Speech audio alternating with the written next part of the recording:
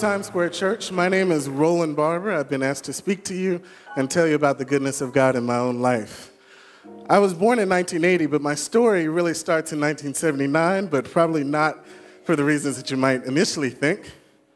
1979 marked almost 10 years that my mother, Stella Barber, had been married and trying to get pregnant. And she couldn't get pregnant, and she was told it was a medical impossibility. And so in 1979, it was very odd because she had a dream where she saw her son that she had already given birth to, who was 9 years old, come into the house, followed by two little boys. And she said, I had this dream, and she took it as a word from God. And so she told her doctors, I'm going to get pregnant. And they said, no, you're not. Medical impossibility, not going to happen. And eventually she quit telling her doctors that she was going to get pregnant, and she said to her doctors, I am pregnant. And they said, no, you're not. Medical impossibility. They actually recommended her immediately to a psychiatrist and told her, they said, this woman is grieving because she can't have children and she's being tortured by these nightmares, but she had a word from God. And in 1980, in April, she gave birth not to one, but to the two little boys that she saw in the dream. I am one of them. My name is Roland Barber. The other was my twin brother. We came, which was no surprise to her, but the surprise was we were 3 months early. And so there are marvelous pictures of my father actually holding the two of us in one hand with his fingers curled up around us. That's how small we were.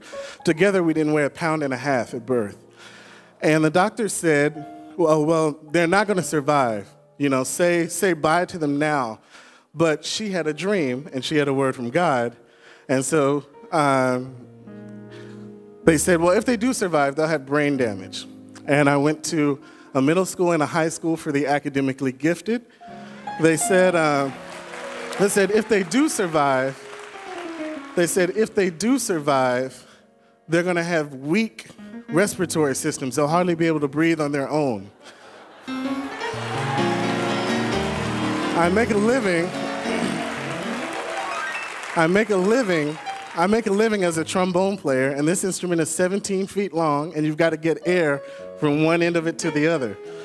And finally, I can tell you, in my own life, I came up and I went to college, and being a musician, the career path is unlike, I think, just about any other industry in the performing arts, because you never know how you're going to get from place to place. But I can tell you, God orders the steps.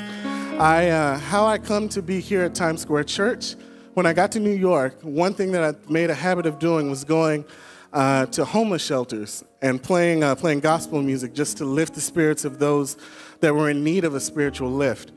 And there, I rubbed shoulders with a saxophone player named Greg Tardy, who's sitting right over there. And so here I was at a homeless shelter making music, and Greg and I both have had experience in the professional music industry where people pay $50 and $100 to come in and hear you play. But at a homeless shelter, you're there to give, and no one's going to give. You're not there expecting to receive. And so I was rubbing shoulders with Greg Tardy, and we didn't speak a whole lot, but I remember being back in Nashville in one moment, and I said, you know what, maybe I should just move out of New York. Maybe this is just not what I should be doing at this point in my life. And I think, and then I got a phone call from Greg, and he said, hey, man, did you get my message? And I said, no. And normally I'm very prompt with messages. I'm on top of everything. I think I didn't get the message, so God would let me suffer long enough to realize who really had control in the situation. And he said, well, I'm here at Times Square Church, and I've been now a part of the ministry, the music ministry here, and we have need for a trombone. And you're the guy that we have in mind. It's not an audition. It's not a competition. It's an invitation. And so coming and being a part of Times Square Church has been the singular thing that's allowed me to be in New York City and to be standing here speaking to you now. So if you have never put your trust and faith in Jesus Christ, I can tell you he can deliver. He can get you through. And I encourage you tonight, make tonight the night. Thank you, Times Square Church.